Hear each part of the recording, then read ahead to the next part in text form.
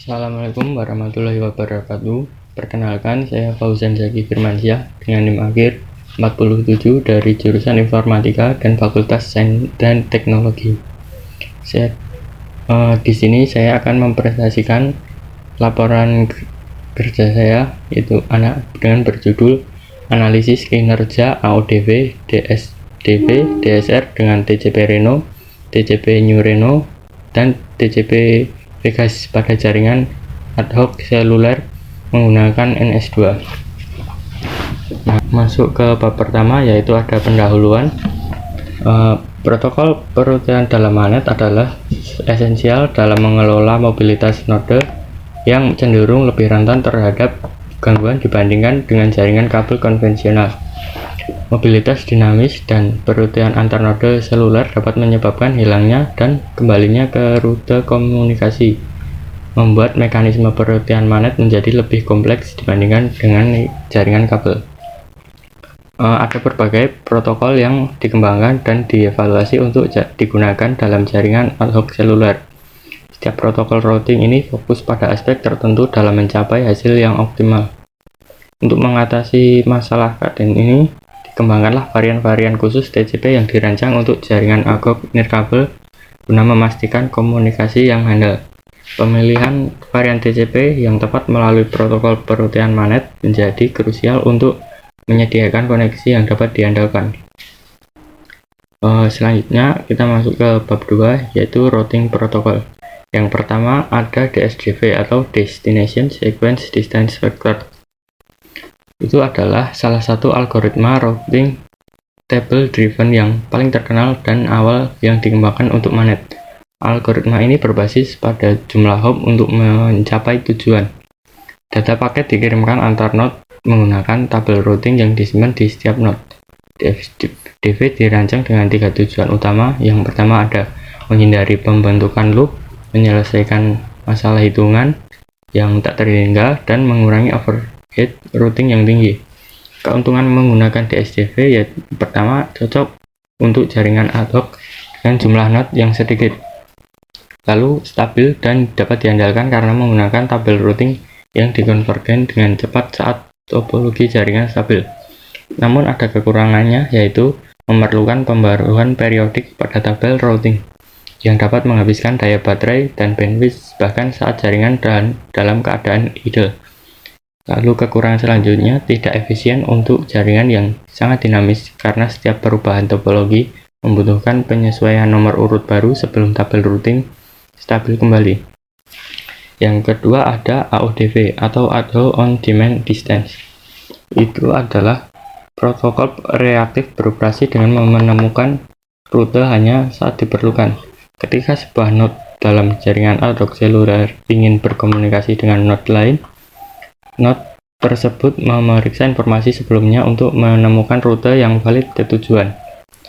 Keuntungan menggunakan AODV yang pertama, proses penemuan rute dilakukan hanya saat diperlukan atau on demand.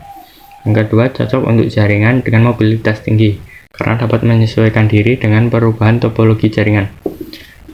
Lalu kekurangan menggunakan AODV karena menggunakan pendekatan on demand. AODV tidak memeriksa atau memelihara rute secara berkala. Hal ini dapat menyebabkan penundaan tambahan saat pertama kali menemukan rute untuk transmisi data. Kekurangan yang kedua, dalam konteks jaringan ad hoc yang dinamis, penundaan ini seringkali dapat diterima. Yang ketiga ada DSR atau Dynamic Source Routing. DSR ini adalah protokol sesuai permintaan yang dirancang untuk mengurangi konsumsi bandwidth oleh paket kontrol dalam tingkat nirkabel ad hoc dengan menghilangkan pesan pembaruan tabel yang periodik seperti yang diperlukan dalam pendekatan berbasis tabel. Pendekatan ini menghilangkan kebutuhan untuk memelihara informasi routing di setiap hop perantara. Saat node sumber ingin mengirimkan paket ke tujuan, ia pertama-tama memeriksa cache rute untuk melihat apakah informasi rute tersebut sudah tersedia. Keuntungan menggunakan DSR yang pertama ada menggunakan pendekatan reaktif, sehingga rute hanya dapat dibuat saat diperlukan. dan mengurangi overhead control dalam jaringan. Keuntungan yang kedua, efisien dalam penggunaan change route untuk mengurangi overhead control yang diperlukan dalam perrutian. Kekurangan menggunakan DSR, tidak memiliki mekanisme untuk memperbaiki link yang rusak secara lokal yang dapat menyebabkan kerugian dalam kualitas layanan. Yang kedua, memiliki penundaan pengaturan koneksi yang lebih tinggi dibandingkan dengan protokol berbasis tabel, terutama dalam lingkungan dengan mobilitas tinggi. Yang ketiga, overhead perrutian meningkat seiring dengan panjang jalur yang dapat mempengaruhi kinerja jaringan secara keseluruhan. Selanjutnya, kita masuk ke bab 3, yaitu TCP. TCP yang digunakan dalam penelitian kali ini ada 3, yaitu TCP Reno, TCP New Reno, dan TCP Vegas. Yang pertama, TCP Reno itu adalah memperkenalkan perubahan signifikan terhadap algoritma pengiriman ulang cepat yang pertama kali diperkenalkan oleh TCP Yahoo. Salah satu fitur utama dari TCP Reno adalah penambahan mekanisme fast recovery. Tujuan fast recovery itu untuk menghindari kebutuhan untuk memulai kembali proses pengiriman dari awal atau slow restart setelah satu paket hilang. Secara teknis, jendela pengiriman yang dapat digunakan untuk dalam TCP Reno dihitung sebagai min dalam kurung awin, cwnd plus loop, di mana awin adalah jendela yang diiklankan oleh penerima, cwnd adalah jendela kemacetan pengirim, dan NDUP adalah jumlah X di duplikat yang telah diterima.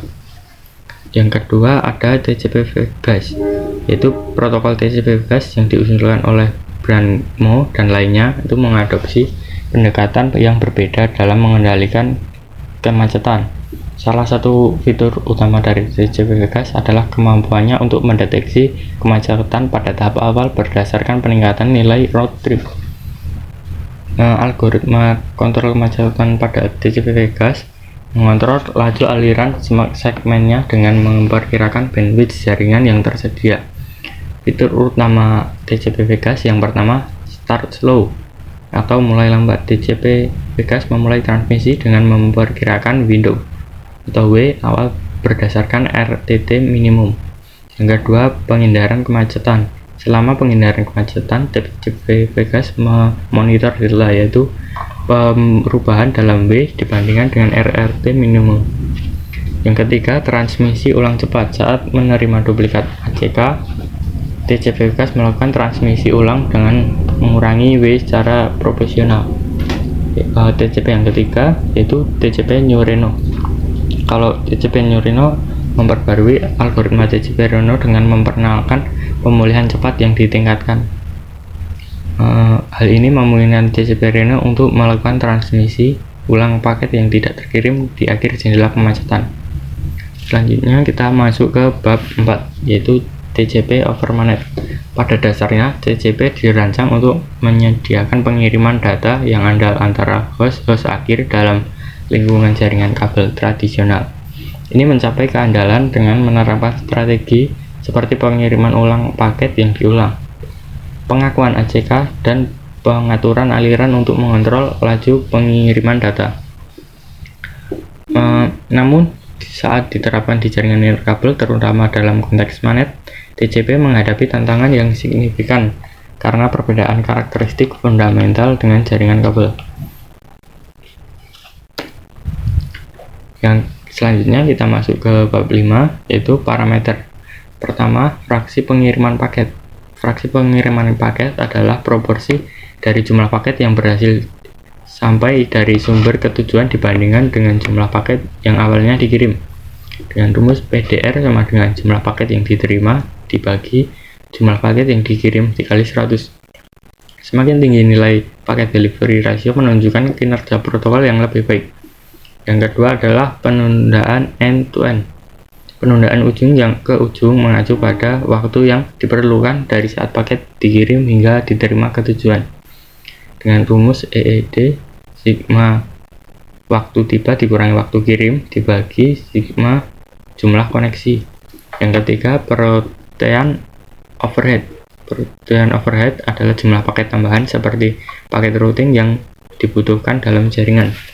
Yang keempat ada waktu konvergensi, yaitu adalah durasi antara kegagalan rute terdeteksi, dan pemulihan rute selesai. Selanjutnya kita masuk ke bab 6, evaluasi kinerja. Simulasi dilakukan dengan menggunakan alat NS2. Dalam penulisan ini, simulasi dilakukan dengan berbagai lingkungan jaringan seperti tabel di bawah ini. Nah, ini seperti ini, nama parameter, nilai parameter, daerah, wilayah cakupan, protokol perutian, protokol transportasi, jumlah not, kecepatan, MSC. Yang di kanan adalah 6 simulation window. Selanjutnya kita masuk ke subbab pertama, fraksi pengiriman paket. Dalam tulisan ini, perbandingan protokol routing yang berbeda dalam lingkungan jaringan yang berbeda dianalisis.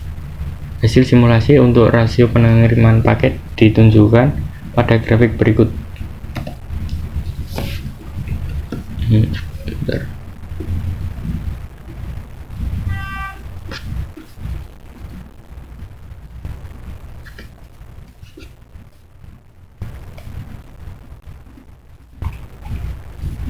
Grafik berikut, TCP New Reno sebagian besar memberikan kinerja tinggi dengan DSR dan AUDV, tetapi tidak pada DSDV. Bisa dilihat yang pertama di sini ada garis merah, yaitu sebagai TCP Reno mengalami peningkatan setelah awal. Lalu yang garis hijau adalah TCP New Reno, di mana stabil di bawah, dan TCP Vegas yang dengan nilai tertinggi stabil di atas.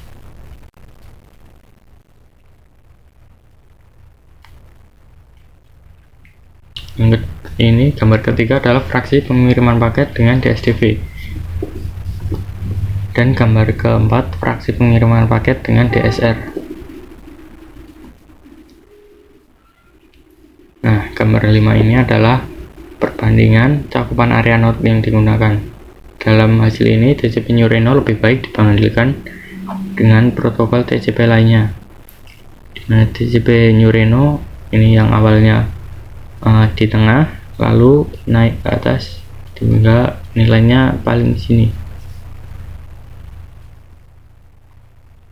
Yang kedua ada end-to-end delay. Dalam analisis penundaan end-to-end, Reno memberikan penundaan yang konstan di lingkungan jaringan yang berbeda di semua protokol routing. Namun, New Reno membuktikan lebih sedikit penundaan dalam lingkungan 100 node untuk semua protokol perutian. Bisa dilihat dalam tabel dan gambar berikut. Gambar 6 adalah end-to-end delay menggunakan AUDV.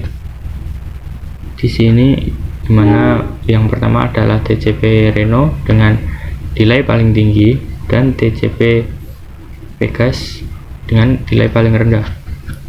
Gambar ke-7 seperti ini, TCP New Reno stabil, dan gambar 8 menggunakan DSR, TCP New Reno juga stabil. Yang ketiga adalah perutian overhead. Dalam routing overhead, jumlah total paket routing yang dikirimkan selama simulasi. Setiap transmisi hopwise jika pesan kontrol per node dihitung sebagai satu transmisi. Bisa dilihat seperti tabel berikut. Gambar 9, routing overhead menggunakan AUDV, dimana ini TCP New Reno berinteraksi dengan peningkatan dibanding dengan TCP lainnya. Routing overhead menggunakan DSDV hampir sama semuanya, dan routing overhead menggunakan DSR, TCP Vegas stabil di bawah dan yang lainnya naik ke atas.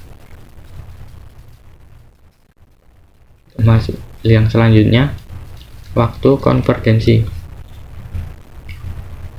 Waktu konvergensi telah didefinisikan sebagai waktu antar deteksi sesuatu antar muka sedang down. Bisa dilihat tabel di bawah.